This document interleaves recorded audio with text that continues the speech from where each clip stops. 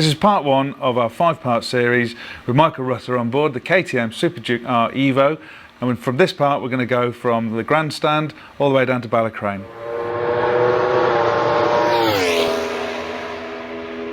You good to go? Should we have a look? Yeah, basically now just waiting for Milky to give me the clearance, wait for the last rider to go past, because obviously complete lap of the Isle of Man TC circuit on my own. So off we go. So obviously I've never ridden this bike before, so I haven't got a clue what it's going to do, and like you say, it was wheeling all the time, going away, and the sound of it, people just absolutely loved it. This is the worrying bit for me, just when you start to go down Bray Hill. I just didn't know if it was going to go into massive wobbles, but you can see yourself how stable the Metzelers were and the KTM. It was really, really good. These are cold Metzelers as well. These are cold, you know, because we've been waiting for so long. We had put them on warmers before and then had gone cold, and it took a bit of time. So yeah, always a bit careful braking for quarter bridge here, even on our race bikes. You know, it's the first time. You can see how gingerly I'm going round here now and accelerating out. Just being careful, but the drive of the KTM and the feel from the tyres and everything, it really, the whole lap I never had a slide or anything, you know, as we'll see it going all the way around. But and can you tell when they've warmed up? Are they switched on by now? How long do you think that took? The speed I was going there, I couldn't really feel.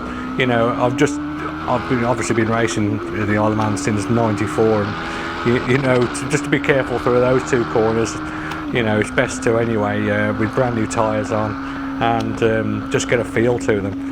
But this is where really I realised with the KTM I've made a bit of a mistake really. The wind, obviously because we've got no fairing, and obviously I'm getting full force of the wind, and we're only doing like quite slow speeds at the moment. And I thought, this is going to be a long lap. This is going to be very So you're at Union Mills, you're only about a mile or two in at this point, and the pennies just dropped. Well, yeah, just going around Union Mills, going up the Bala Hutch here, and you always like get the marshals waving coming up here. They must have thought, what the hell's this coming along here? But yeah, you know, 140 mile an hour, it's just it's hard work. Yeah, it's fast, you know. So while we're sat on the straight here, quick word, you can just see the electronics have just come up there. The tyre pressures have obviously come up to temperature, hence the low tyre pressure warning's just gone. We can see we've got the anti-wheelie mode on there. We're in performance mode, so we've got everything maxed out as much as the bike can give us. And so I'm starting to laugh there because it's just bringing back memories there.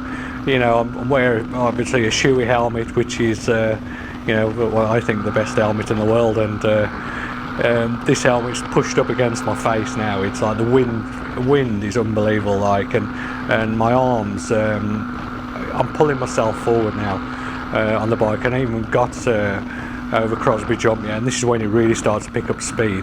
Well, the wind. What are you doing now? Oh, basically, the dash had moved down a bit, and I thought I'll just bring the dash back a bit. Just casually at 140 mile an hour. But here now, it's like helmet's now pressed right up, right up against it. It's so painful, you know. I mean, you were sat at 140 mile an hour there for quite some time, weren't you? Yeah, that's the thing. I think it's just constant as well. There's no let up really. I think over about 120 mile an hour, you know you've got. You pray for a fairing. You know? And that's the nature of the TT course. You forget so much of it is at very, very high speed, isn't it? You know, like even just the speed. It's scary watching because obviously I don't look at the speedo. I'll just keep an eye on it because the wind pressure was so great. It was pushing the clocks up. But by this time now, you know, you've got to be a bit careful of the sun. Yeah, that's what I was doing. I was pushing the front camera, wasn't I? Oh, okay. The front, we've got about 5 onboard cameras on this bike, and that one kept blowing back.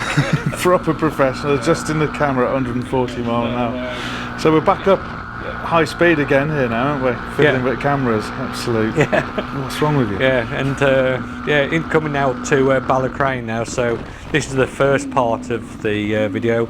Wait out for part 2.